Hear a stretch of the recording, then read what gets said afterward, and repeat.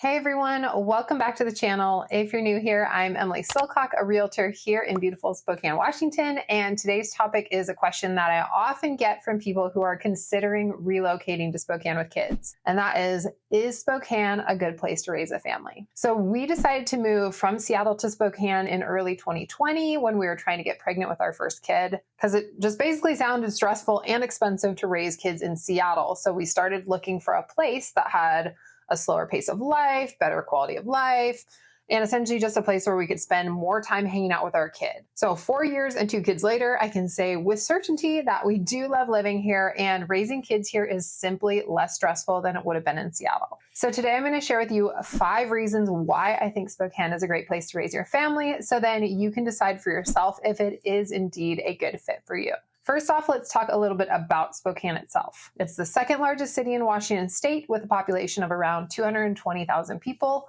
And it's known for being a very historical city, having beautiful natural surroundings, and a good sense of community. And it really feels like a small town in a bigger city. But what does that mean if you're moving here with kids? Well, let's break it down. So one of the first things parents often think about when moving is the quality of the schools. Spokane does have a variety of public schools, private schools, and charter schools to choose from, many of which do have strong ratings, which you can check out for yourself on greatschools.org. You can see more details and kind of see which areas have those schools. Whether you're looking for kind of that more traditional public school, a specialized program, or even a faith-based education, there's likely something here that will fit your family's needs. Spokane is also an amazing place for families who love the outdoors. We have over 87 parks in the city, including the famous Riverfront Park in downtown Spokane, which has everything from playgrounds and a carousel to an ice rink in the winter. Manitoba Park on the South Hill is another amazing park offering beautiful gardens, walking trails, 2 playgrounds, picnic areas, and even a duck pond. In addition to parks, there are also tons of hiking and biking trails, both in the city and just outside of it. The Centennial Trail, which runs along the Spokane River, is really fun for family bike rides. And if you're into winter sports, Mount Spokane is just a short drive away, and you can go skiing, snowboarding, or even tubing there. We also have 76 lakes within 2 hours of Spokane, so there are tons of opportunities to get out on the water. And the best part about all of these outdoor activities are that they are rarely, if ever, crowded. You can always park close to where you're going, and you don't feel like you're just hanging out in a mob of people, which is the way we used to feel when we would try to do fun things in Seattle. Convenience is another thing that we love about raising our family in Spokane. Spokane is not a huge city geographically, and the traffic here is pretty low key, especially if you're coming from a bigger city. So you're going to feel like it's pretty easy to get around. Most places you're going are not going to require you to go on the freeway.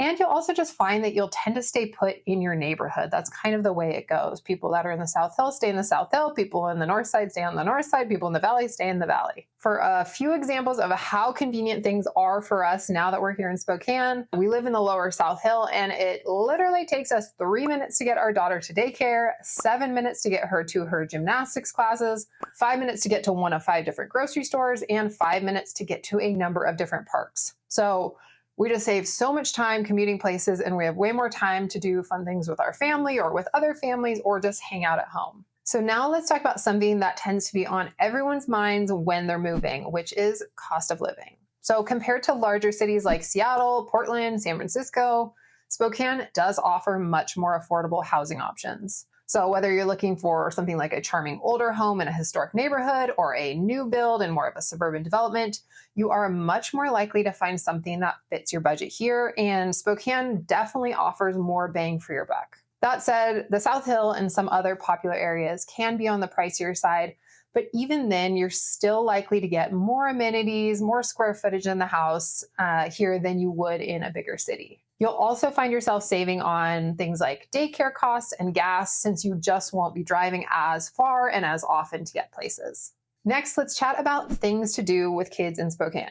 So Spokane has plenty of family-friendly restaurants and breweries, and they have these newly revamped libraries with cute play areas and weekly story times. There's even a dedicated children's museum downtown, and then several indoor play areas for those snowy and cold winter months so that you can try to avoid getting cabin fever.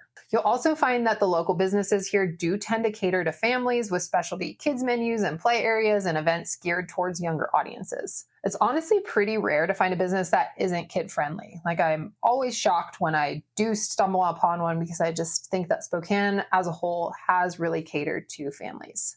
Now, it wouldn't be fair to only talk about the good stuff, so here is what you might not love if you move your family to Spokane. First, winters can be tough if you're not used to snow and ice.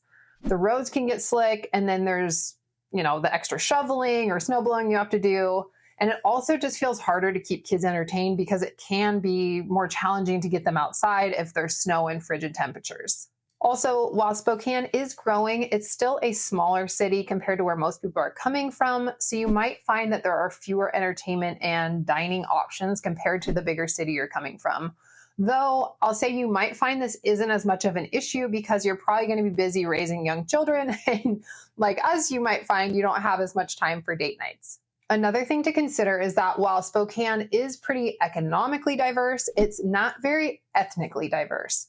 So 84% of the population is white. So if you're hoping to give your kids a more ethnically diverse upbringing, Spokane may not be the place for you.